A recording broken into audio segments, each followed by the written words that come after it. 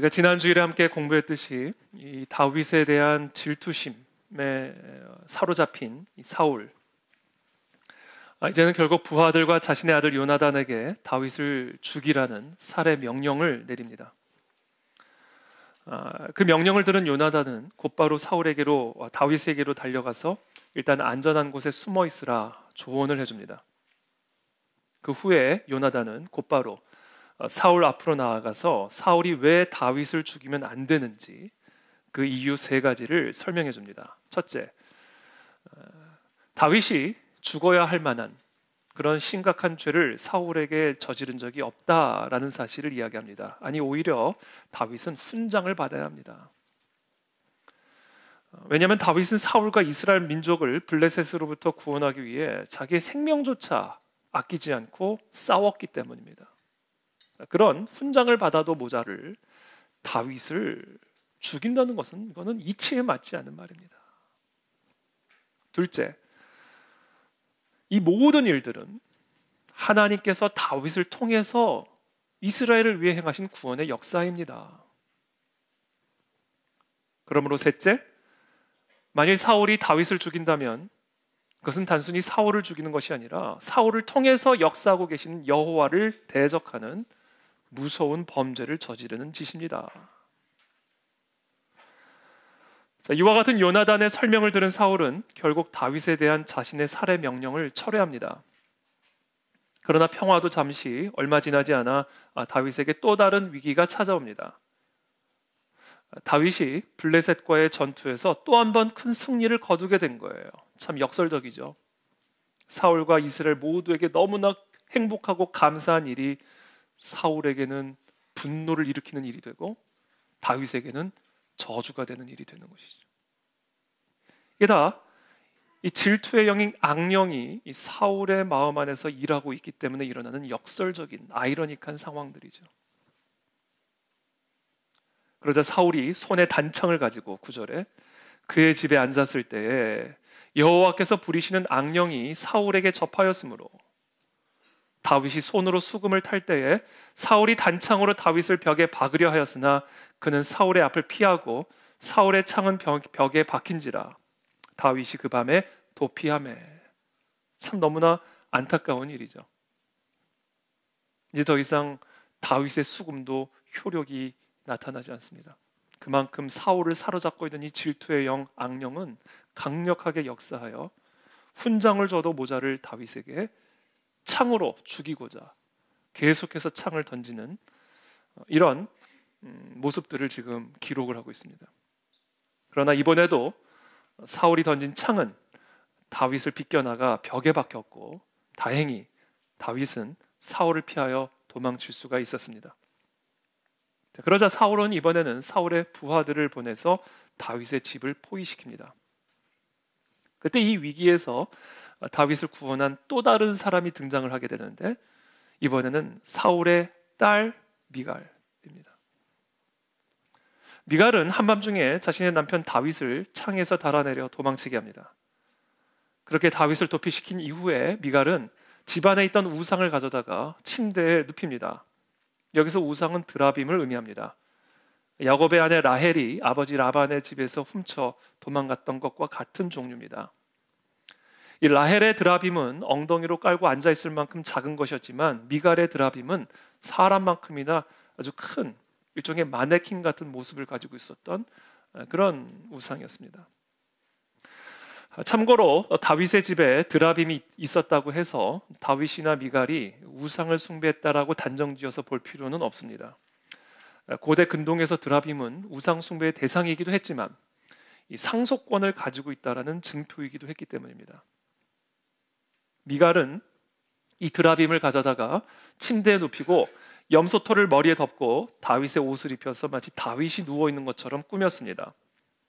아침이 되어 사울의 부하들이 들이닥치자 미갈은 그들에게 다윗이 병들어 누워있다라고 선의의 거짓말을 합니다. 다윗이 도망갈 시간을 조금이라도 벌어주기 위한 목적이었습니다. 사울의 부하들은 이 미갈의 침소에 함부로 들어갈 수가 없었기 때문에 그들은 빈손으로 돌아가 미갈로부터 들은 그 이야기를 그대로 사울에게 전달했습니다. 그러자 사울은 화가 나서 부하들에게 당장 그 다윗을 침상채로 가지고 와라. 내가 직접 다윗을 죽이겠다. 이렇게 명령을 내립니다.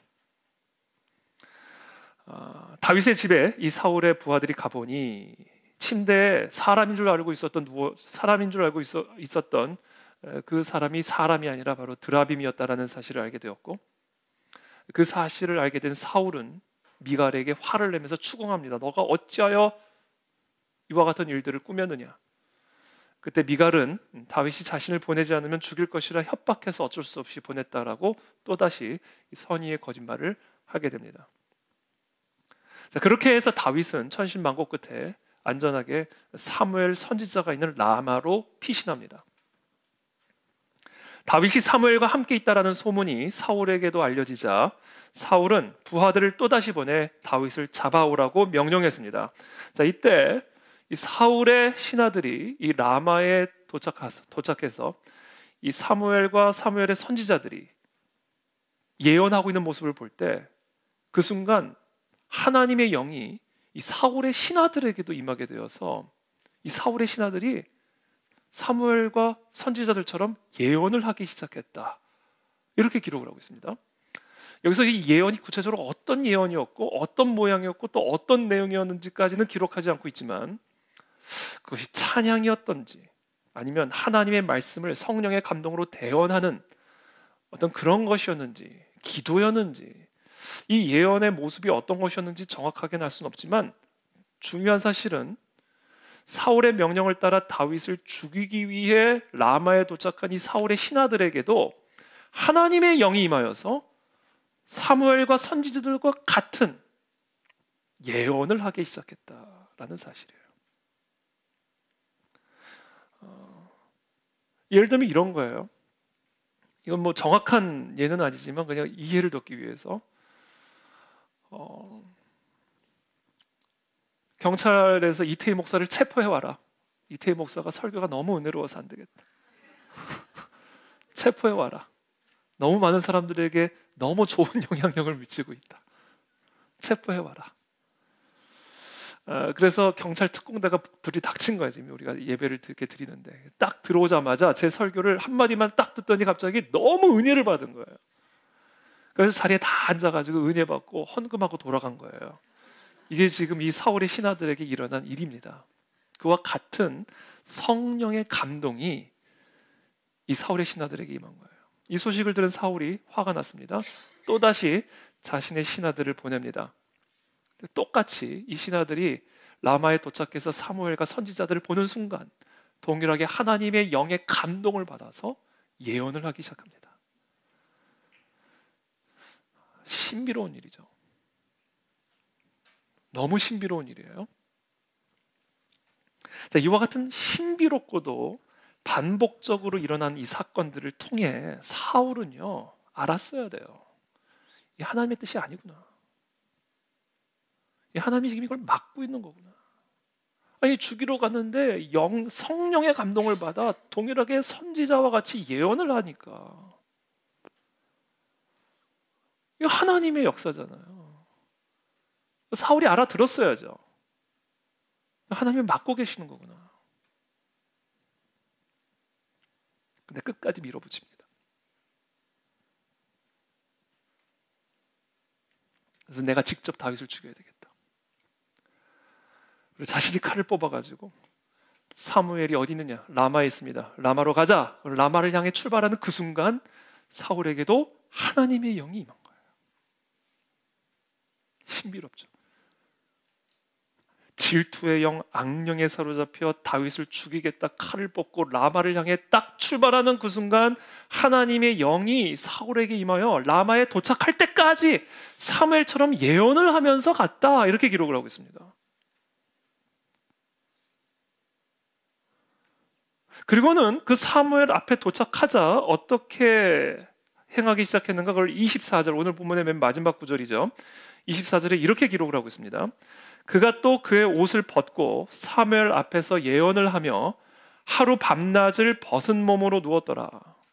그러므로 속담에 이르기를 사울도 선지자 중에 있느냐 하니라. 자, 입으로는 하나님의 영의 감동을 받아가지고 입으로는 하나님의 말씀을 지금 대언하고 있는 거예요.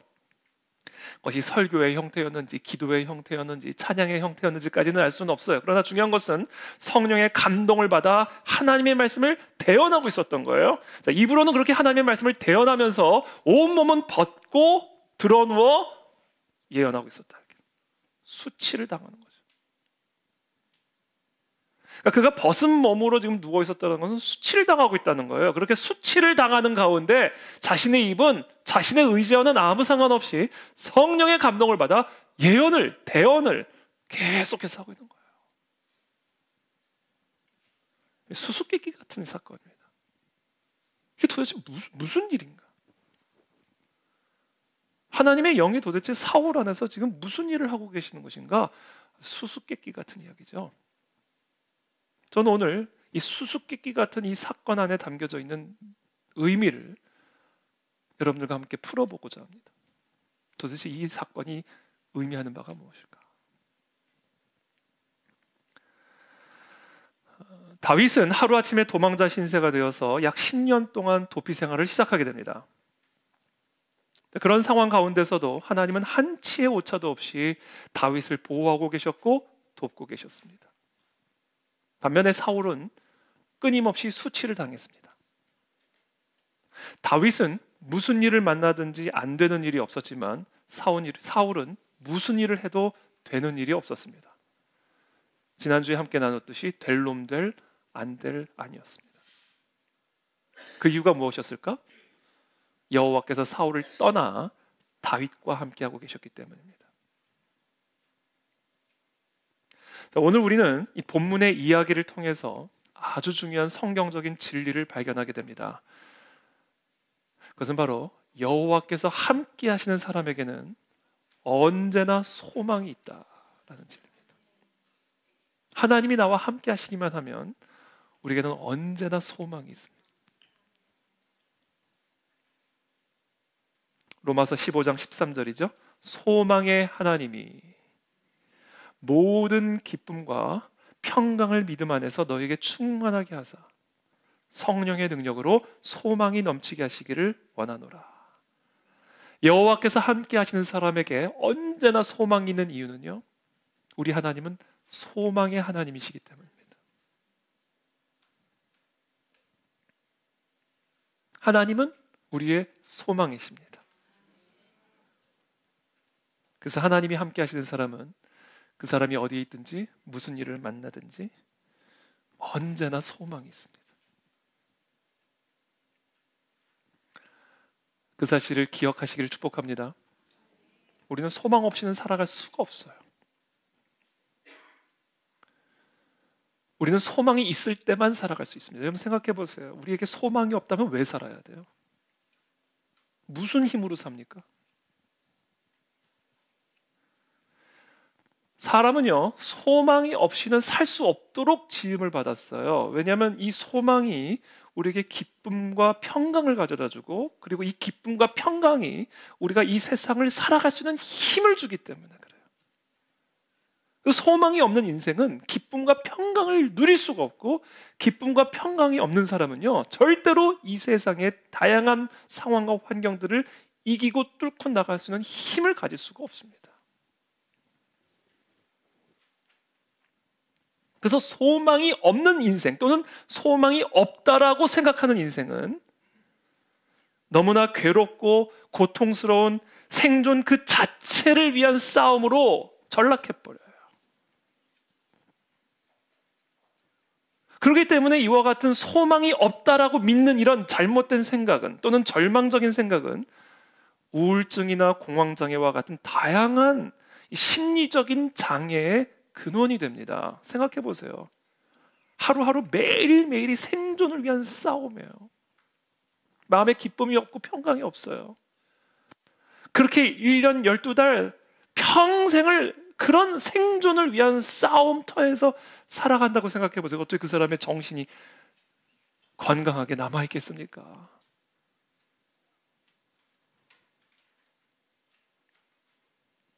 그래서 소망이 없는 인생은요, 사망이에요. 사망. 소망 없이는 살 수 없어요.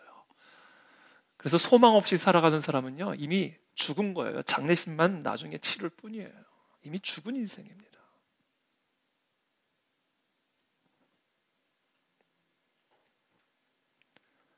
그렇기 때문에 이 악령이 우리의 인생을 무덤에 가두고 무덤에 박아버리고 사망의 저주 아래 묶어놓기 위해서 끊임없이 우리의 마음 안에서 불러일으키는 것이 있는데 그게 바로 절망입니다. 그래서 악령은요, 절망의 영이에요. 악령은요, 우리 안에서 끊임없이 절망을 일으키므로 기쁨과 평강을 삼켜버리고 사망의 저주 아래 못 박아버립니다. 끊임없이 두려움의 창을 던지고 우리의 마음속에 끊임없이 절망의 창을 던지고 끊임없이 슬픔의 창을 던져서 우리의 삶을 벽에 박아버리고 무덤에 박아버리고 땅바닥에 박아버렸어. 꼼짝달싹할 수 없는, 살아있으나 사실상 죽어있는 그런 인생으로 우리를 몰아가 버립니다. 이게 악령이 하는 일이에요. 그래서 악령은 절망의 영입니다. 이 시간 이 절망의 영은 떠나가게 될지어다, 이 절망의 생각들은 끊어질지어다, 우리는 이것과 싸워야 돼요. 절망적인 생각이 내 안에 들어오는 것을 허용해서는 안 됩니다.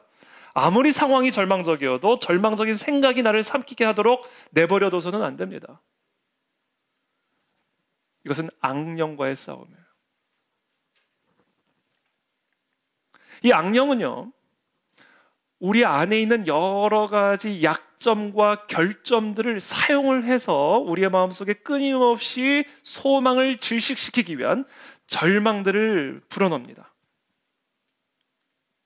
넌 이것도 못하잖아, 이것도 약하잖아, 너 이런 결점이 있잖아.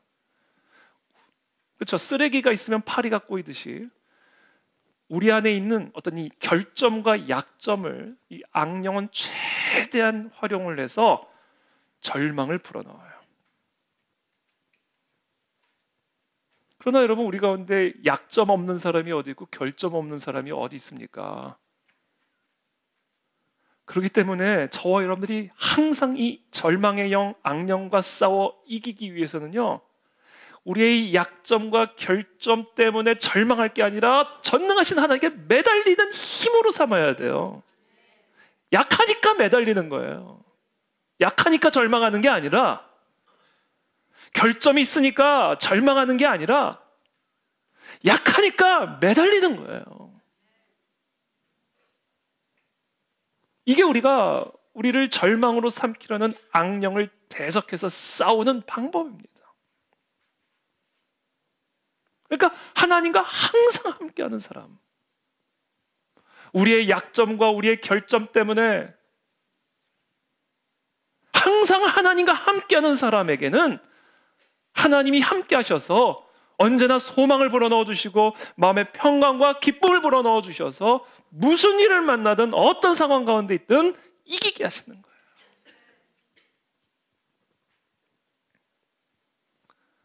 그래서 우리의 약점과 결점을 사탄 마귀가 사용하지 않도록 우리는 항상 깨어서 매달리는 인생을 살아야 됩니다. 또 어떤 사람들은 천성적으로 어둡고 우울한 기질을 갖고 있는 사람들이 있어요. 해가 쨍하게 나오면 짜증이 나고 비가 와야 마음이 은혜로. 막 사람들이 막 너무 기뻐하면 시끄럽고 좀 다 이렇게 좀 가만히 있어야 마음이 평안해지. 기질적으로, 천성적으로 그런 기질들이 있어요. 저는 요새 비가 와야 행복해요. 마음이 차분해지. 이게 나쁜 게 아니에요. 사람에게는 기질들이 있죠. 우울질이 있고요. 또 담즙질, 점액질, 다혈질. 크게 이 사람의 기질은 이 네 종류의 기질로 나뉘어집니다. 다윗은 참고로 우울질이었어요.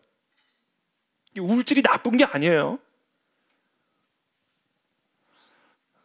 모든 기질이 좋은 면이 있고 별로 좋지 않은 점들이 다 있습니다. 사도 바울 같은 경우는 담즙질 내지는 다혈질입니다. 베드로는 다혈질이고요.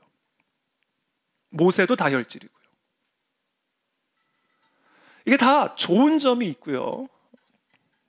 조심해야 될 점들이 다 있어요. 기질마다. 우울질도 마찬가지예요. 그러니까 천성적으로 이렇게 좀 이렇게 우울하고 좀 쫙 가라앉아 있고 좀 이렇게 멜랑콜리, 어두운 약간 이런 기질을 갖고 있는 사람들이 있다고요. 사탄 마귀는 그 기질이 너무 좋고 아름다운 부분들이 있지만 그 연약한 기질을 딱 물어서 계속해서 절망에 사로잡혀, 어둠에 사로잡혀, 외면하고 회피하고 도피하고, 그렇게 삼켜버리는 기질로 악용할 수 있다는 거예요. 그래서 쉽게 자기 연민에 빠지고 너무 자기를 불쌍하게 여기는 마음, 내가 나를 보면 너무 불쌍해. 사탄 마귀가 그냥 딱 좋아하는 먹잇감들입니다.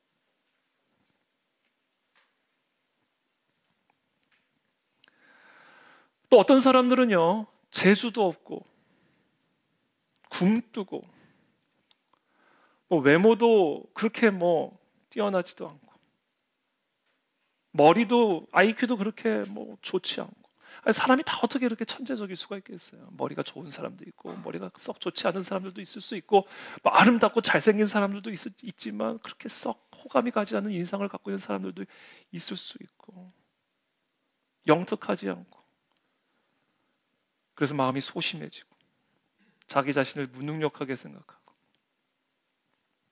그런 사람들을 또 사탄 마귀는 딱 물어가지고 절망에 삼켜버립니다. 또 어떤 사람들은 부모의 잘못된 양육 방식, 예컨대 너무 강압적이거나 완벽주의적인 성향을 가진 부모나 또는 완전히 방치를 해버린 그런 부모들, 그 같은 그런 양육 방식으로 인해서 자신에 대한 자존감이 전혀 세워져 있지 않는, 또는 학교에서 집단적인 따돌림을 당한 경험들이 있거나 성적인 학대를 받은 경험들이 있거나, 이런 마음속에 고통스러운 상처들, 또 치유하기 어려운 아픔들을 안고 살아가는 사람들이 있습니다. 또 어떤 사람들은 죄책감에 항상 시달려요. 과거의 어떤 죄로 인하여 죄책감에 계속해서 사로잡혀, 예수님이 이미 다 죄를 흰 양털처럼 씻어주셨다 했는데 이제 나의 의는 내가 행함에서 오는 의가 아니라 하나님의 아들이 행하신 그 행함으로 인한 하나님의 의를 내가 얻게 된 것임에도 불구하고 계속해서 과거의 어떤 나의 죄로 인한 죄책감, 그리고 그 죄책감에서 끊임없이 올라오는 수치심, 자기 경멸, 그런 것들이 사탄 마귀가 딱 무는 쓰레기들이에요. 병들고 쇠약해진 몸이 약해지면요, 쉽게 절망에 빠지죠. 전 사람들 모두가 건강하게 되기를 축복합니다. 영 육간에 건강할지어다, 심신이 건강할지어다. 우리의 이 심신이 연약해지면요, 절망에 빠져요.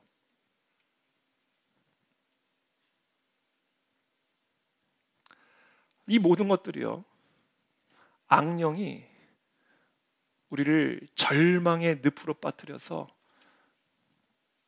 무덤 속에 그냥 박아버리는 거예요. 탕탕. 장례식만 나중에 치를 뿐이에요. 이처럼 악령은 우리의 소망을 빼앗는 절망의 영이요, 기쁨을 도둑질하는 슬픔의 영이며 평강을 삼켜버리는 두려움의 영입니다. 너무나 안타까운 사실은 많은 그리스도인들이 이와 같은 절망의 창, 사단 마귀가 쏘아붙이는 슬픔과 두려움의 창을 피하지 못하고, 그것을 대적하지 못하고, 그것에 그대로 맞아서 한 치 앞도 전진해 나아가지 못하는 그런 삶을 살아가고 있는 경우들을 우리가 종종 보게 되는 것이죠. 이것과 싸우게 되기를 축복합니다. 이건 악령의 역사예요. 예수 그리스도의 십자가 대속의 은혜를 우리가 날마다 노래해야 하는 이유가, 그 십자가 대속의 은혜로 말미암아 우리의 모든 주홍빛 같은 붉은 죄들이 다 사라졌고, 죄책감도 사라졌고, 수치심도 다 사라졌고, 그 그리스도께서 모든 저주를 다 받으심으로 이제 내가 받아야 할 저주도 다 사라져 죄와 사망, 사단의 저주를 이기는 하나님의 자녀가 되는 권세를 얻었기 때문에 우리는 그 예수 그리스도의 이름으로 날마다 우리를 삼키려 드는 이 사단 마귀를 대적하며 나아가야 되는 거예요. 그렇다면 우리가 어떻게 이와 같은 악령의 역사를 이기는 삶을 살아갈 수 있을까? 여러분, 악령의 역사를 이기는 일은 우리가 할 수 있는 일이 아닙니다. 절망의 영, 질투의 영, 다양한 종류의 악령의 역사들을 이기는 일은 내가 할 수 있는 일이 아니에요. 그건 하나님만이 하실 수 있는 일이에요. 하나님만이 하실 수 있는 일을 내가 하려고 하면 안 됩니다. 그러면 더 큰 절망에 빠집니다.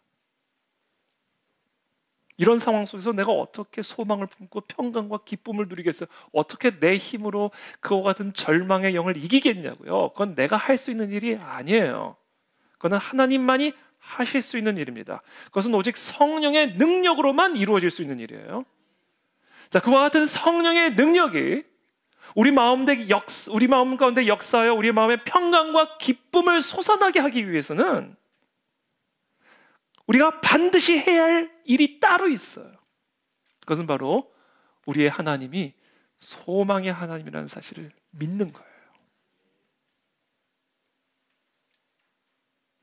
자, 우리 하나님이 소망의 하나님이라는 사실을 내가 믿을 때 그 믿음으로 말미암아 우리 안에서 무슨 일이 일어나게 되는가? 성령의 능력이 우리 마음 가운데 역사하셔서 절망의 영이 떠나가게 하시고 두려움의 영이 떠나가게 하셔서 우리 마음에 기쁨과 평강이 솟아나게 하십니다.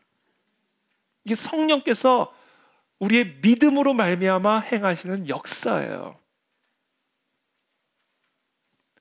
우리 하나님이 소망의 하나님이라는 사실을 내가 믿을 때 그 믿음으로 말미암아 성령이 내 안에서 역사하셔서 기쁨과 평강이 솟아나게 하신다.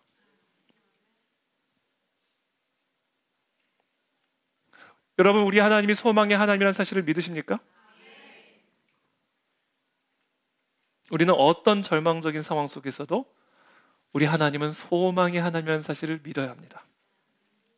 자, 그렇다면 이제 그와 같은 소망의 하나님을 믿는다라는 것은 구체적으로 무언가? 시편 71편 14절의 말씀입니다. 나는 항상 소망을 품고 주를 더욱 찬송하리이다. 여러분, 여러분들의 스마트폰이든 어디든 이 말씀 구절을 그대로 갖다 적어 놓으십시오. 그리고 두려움의 생각, 절망적인 생각이 나를 삼키려 들 때마다 이 하나님의 말씀대로 기도하십시오. 이 하나님의 말씀대로 찬송하시고 이 하나님의 말씀대로 악령을 대적하십시오. 나는 항상 소망을 품을 것이니 이 더러운 절망의 영은 떠나갈지어다. 나는 항상 소망을 품고 주를 더욱 찬송하리이다. 이런 식으로 우리의 마음과 생각을 삼키려 드는 악령과 싸우십시오. 첫 번째, 우리가 소망의 하나님을 믿는다면 해야 할 일이 있습니다. 첫 번째, 항상 소망을 품고 살아가야 됩니다. 항상 소망을 품으셔야 됩니다. 죽음 앞에서도 소망을 품고 죽으셔야 됩니다. 병이 들어도 소망을 품으셔야 됩니다. 왜냐하면 우리 하나님은 소망의 하나님이시기 때문에. 가난해도 소망을 품으셔야 됩니다. 우리는 어떤 일을 만나든지 항상 소망을 품으셔야 됩니다. 왜냐하면 우리 하나님은 소망의 하나님이시니까.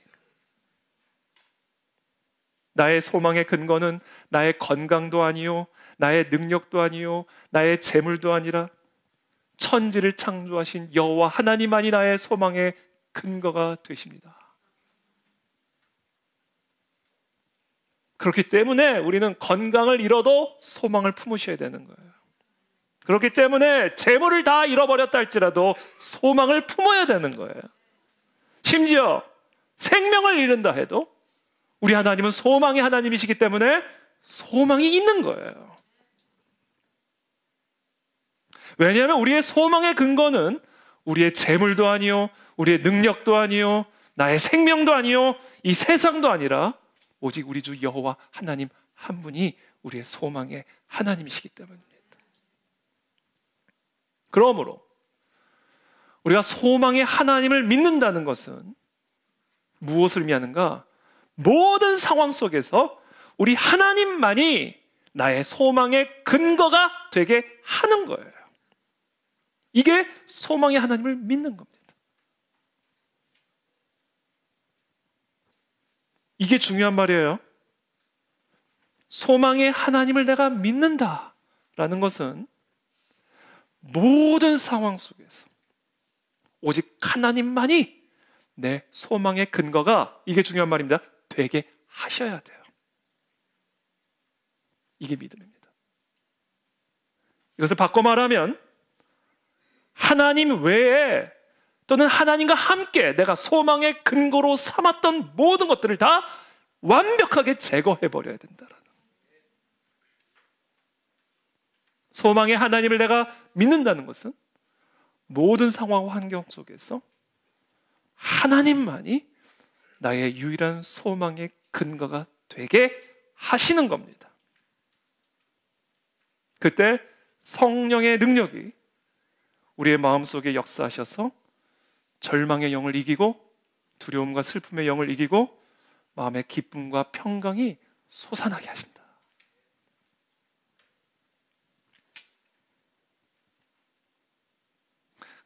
그래서 시편을 보면 다 그거예요.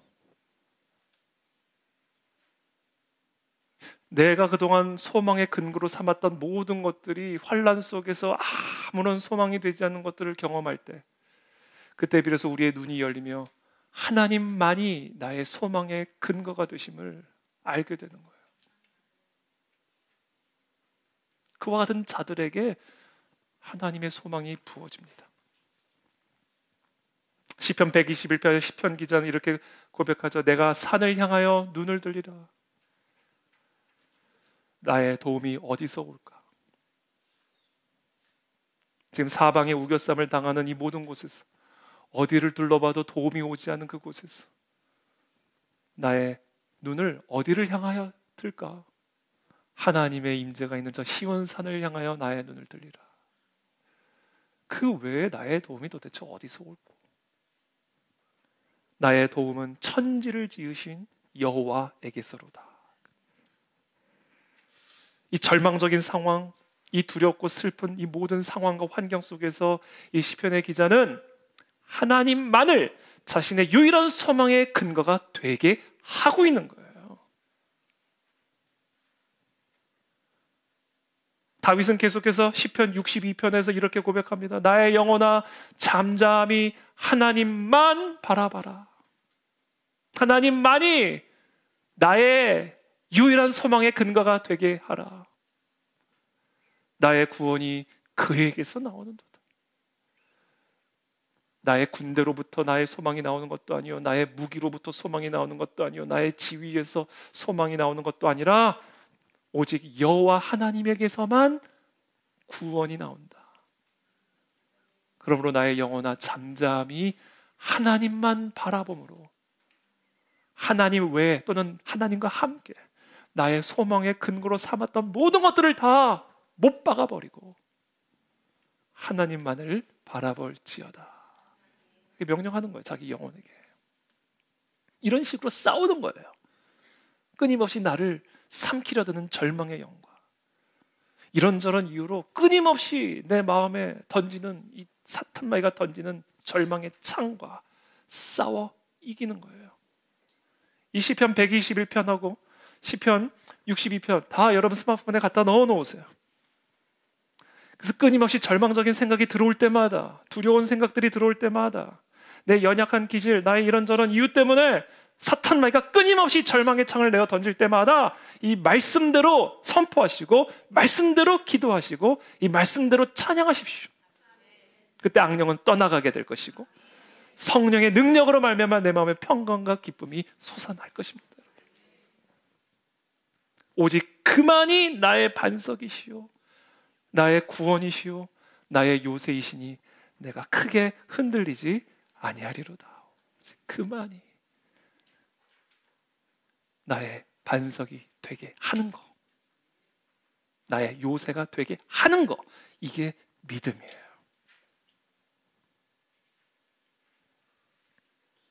5절에 계속해서 다윗이 고백할 나의 영혼아 잠잠히 하나님만 바라라. 무릇 나의 소망이 그로부터 나오는도다. 오직 그만이 나의 반석이시요 나의 구원이시요 나의 요새이시니 내가 흔들리지 아니하리로다. 절망으로 흔들리지 않는다. 오직 하나님만을 나의 유일한 소망의 근거로 삼을 때. 그러면서 11절 12절에 이렇게 고백합니다. 죄송해요. 10절부터 포악을 의지하지 말며 당신의 포악을, 당신의 계략을 소망의 근거로 삼지 말아라. 탈취한 것으로 허망하여지지 말며 재물이 늘어도 거기에 마음을 두지 말지어다. 하나님 외에 또는 하나님과 함께 내 소망의 근거로 삼고 있는 모든 것들을 다 갖다 치워버려라. 하나님이 한두 번 하신 말씀을 내가 들었나니 권능은 하나님께 속하였도다. 주여 인자함은 주께 속하오니 주께서 각 사람이 행한 대로 갚으심이니이다. 이렇게 하나님만을 나의 소망의 근거로 삼는 행함 위에 하나님은 하나님의 소망과 평강과 기쁨으로 갚아주실 것이고, 하나님 외에 또는 하나님과 함께 다른 차다한 것들을 내 소망의 근거로 삼고 있는 자들에게는 그와 같은 하나님의 보상과 갚으심이 일어나게 될 것이다. 이거예요, 여러분. 이게 행함이 없는 믿음은 죽은 믿음이라고 그랬어요. 그러므로 저와 여러분들이 소망의 하나님을 믿는다는 이 믿음은 무엇일까요? 하나님 외에 다른 모든 소망의 근거들을 다 해치워버리는 행함이 있어야 돼. 그리고 마음의 중심으로, 나의 영혼의 중심으로 하나님만을 내 소망의 유일한 근거가 되게 하셔야 됩니다. 저는 그런 은혜가 오늘 이 예배 가운데 임하게 되기를 축복합니다. 그렇게 하나님만을 내 삶의 유일한 소망의 근거가 되게 하는 거, 그것을 우리는 한 단어로 예배라고 부르는 예배. 이 예배가 생명인 거예요. 그러니까 우리가 다 하던 일 중단하고 교회로 달려나와 이 거룩한 성일에 하나님을 예배하는 이유가 어디에 있어요? 지금 내 직장에 내 소망의 근거가 있는 게 아니에요. 그걸 고백하라는 겁니다. 지금 이 시간에 열심히 공부하는 게 당신의 소망의 근거가 아니라는 거예요. 하나님만이 당신의 소망의 근거가 되게 하라, 이거예요. 이게 예배입니다. 하나님만이 내 능력의 근거요, 지혜의 근거요, 형통의 근거지. 그것과 함께 당신들의 소망의 근거로 삼고 있는 것들을 다 집어치워라, 해치워라, 소멸시켜라. 그게 예배예요. 그 예배는 생명이죠. 그와 같은 자들이 소망의 하나님을 누리게 되는 겁니다. 이 성경은요, 창세기부터 요한계시록까지 성경 전체가 다 소망의 책이에요. 근데 이 66권 전체가 다 소망의 책인데요, 그 중에서도 가장 소망의 소망으로, 그 소망의 절정으로 우리를 안내하는 책이 성경의 마지막 책인 요한계시록입니다. 요한계시록은 소망의 책이에요. 소망의 절정을 보여줍니다.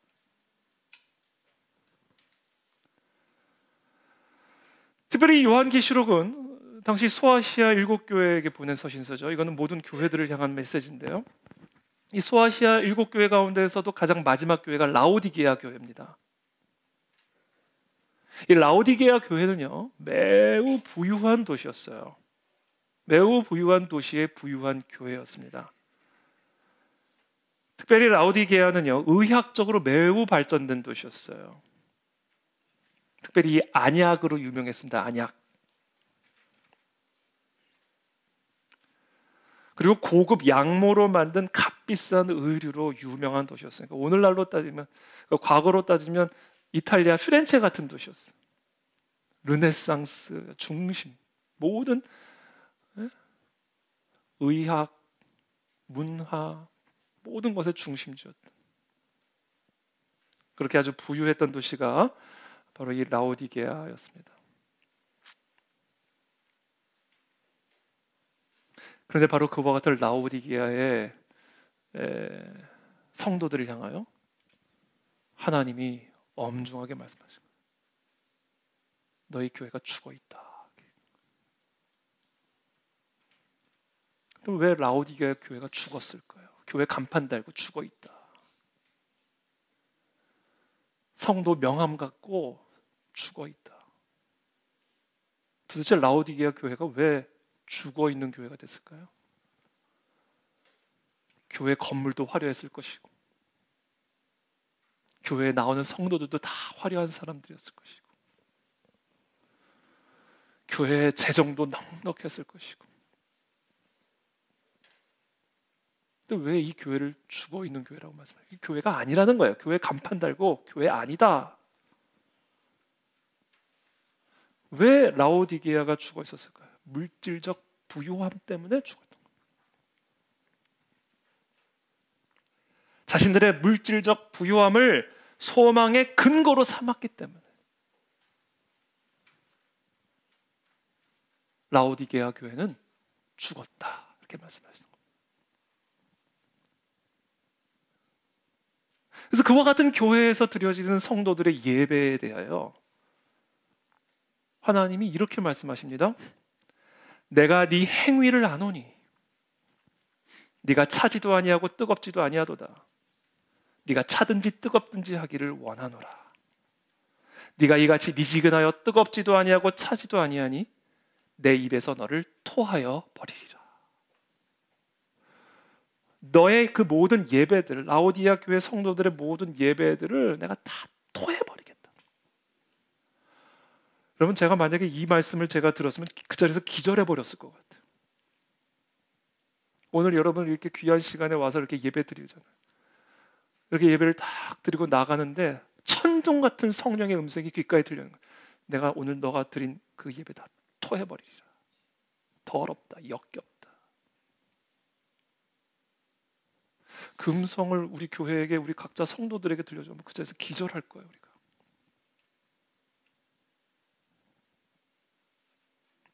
왜 이들의 예배가 역겨우셨을까요? 왜 다 토해버리셨을까요? 하나님만을 자신의 소망의 근거로 삼지 않는 자들의 예배,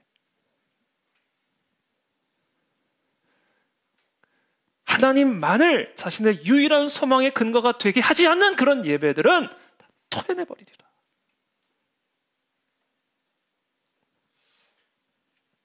역겹다는 거예요.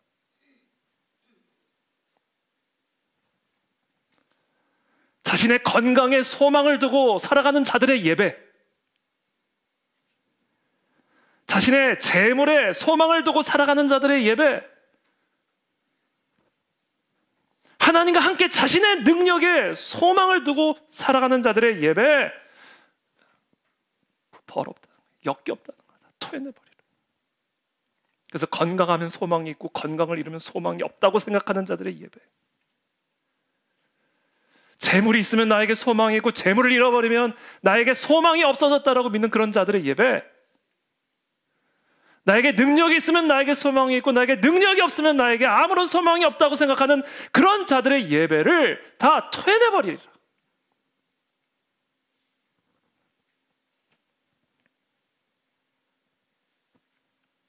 그게 라오디게아 교회. 그리고 어쩌면 그것이 우리들의 예배일 수도 있습니다. 오늘 하나님은 질문하시는 거예요. 정말 내가 너의 유일한 소망의 근거냐? 혹시 너의 그 건강을 너의 소망의 근거로 삼고 있는 것은 아니냐? 혹시 너의 그 능력을 너의 소망의 근거로 삼고 있는 것은 아니냐? 그래서 능력이 사라지면 소망도 사라지고, 미래가 보이지 않으면 소망도 사라지고,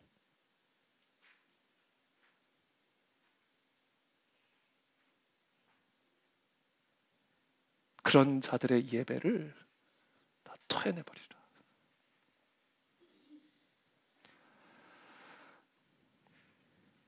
예수님과 함께 배를 타고 갈릴리 호수를 건너가던 제자들, 예수님이 저 배 고물에서 잠을 주무시는데 그때 마침 광풍이 이 배를 그냥 내리칩니다.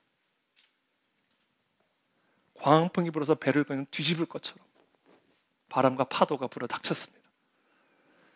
그렇게 위태한 상태가 되자 제자들은 주무시고 계시는 예수님을 막 흔들어 깨웁니다. 우리가 지금 죽겠나이다. 우리가 죽게 된 것을 돌아보지 아니하시나이까. 그래서 예수님은 곧바로 일어나셔서 바람과 광풍을 잠잠케 명령하시고 그 다음에 제자들에게 말씀하십니다. 도대체 너희의 믿음이 어디에 있느냐? 도대체 너희의 소망의 근거가 어디에 있느냐? 날씨에 있느냐? 날씨가 좋으면 소망이 있고 날씨가 흐려지면 소망이 없고 그런 거냐? 도대체 너의 소망의 근거는 어디에 있냐?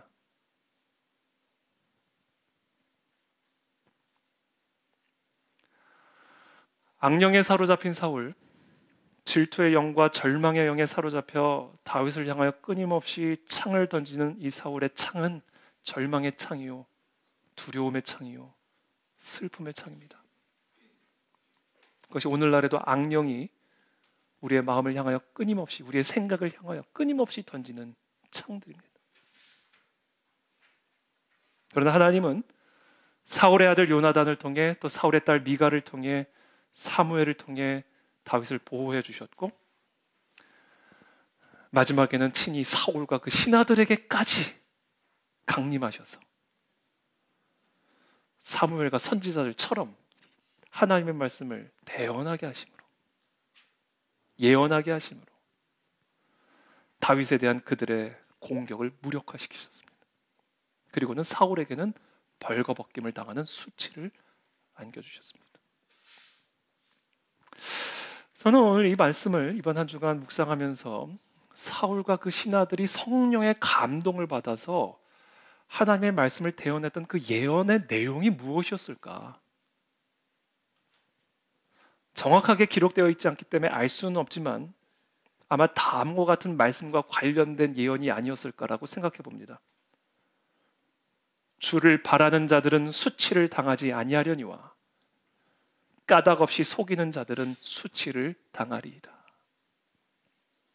어떤 상황과 환경 속에서든 하나님만을 나의 유일한 소망의 근거가 되게 하는 자들은 어떤 수치의 칼이 날라오든 더욱 존귀해지려니와 까닭 없이 속이는 자들은 자기의 계략을 소망의 근거로 삼고 속임수를 소망의 근거로 삼고 자기의 불의한 재물을 소망의 근거로 삼는 그런 자들은 수치를 당하리이다. 혹시 시편 25편 3절의 말씀을 성령의 감동을 받아 이런 유의 말씀을, 하나님의 말씀을 혹시 대언하지는 않았을까? 성령의 감동으로 하나님의 말씀을 예언하고 있는 사울은 자신의 입술로 예언한 그대로 자신에게 수치가 임했습니다. 자신의 예언이 그대로 자신에게 성취되었음을 자신이 드러내고 있는 그런 비참한 인생을 살아가는 것이죠. 그러나 다윗은 하나님의 영의 감동을 받아 하나님의 말씀을 대언하는 이 사울의 예언대로 모든 소망의 근거를 오직 하나님만 되게 하시는 이런 참된 예배를 통하여 어떤 수치와 환난의 칼이 불어닥친다 해도 더욱 존귀해지는 하나님의 말씀을 성취하는 인생을 살아가게 된 것이죠. 지금 저와 여러분들의 인생은 무엇을 예언하고 있습니까? 둘 중에 하나를 예언하고 있습니다.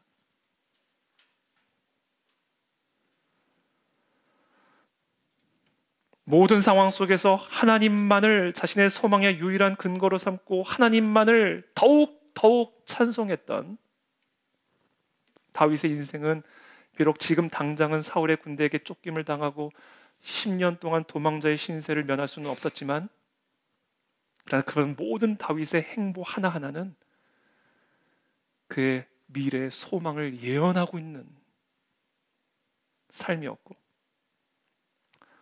비록 본인은 지금 왕이요 모든 권력을 가지고 있고 수많은 신하들과 무기들을 갖고 있는 왕이었지만 사울의 모든 행보들은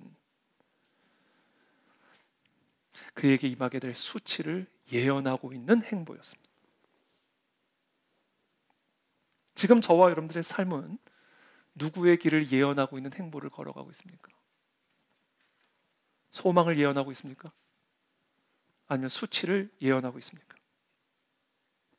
모든 상황 속에서 여호와 하나님만을, 소망의 하나님 되신 하나님만을 내 소망의 유일한 근거로 삼는 자들은 지금 어떠한 모습이든 미래의 소망이 부어지게 될 것이고, 그렇지 않은 자들은 지금 어떤 모양으로 있든 미래의 수치가 임하게 될 것입니다.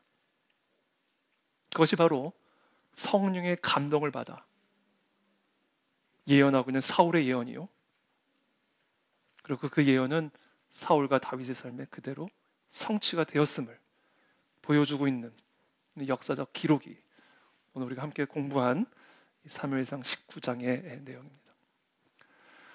오늘 말씀은 아주 단순합니다. 하나님만을 우리의 소망의 근거가 되게 하십시오. 그게 믿음입니다.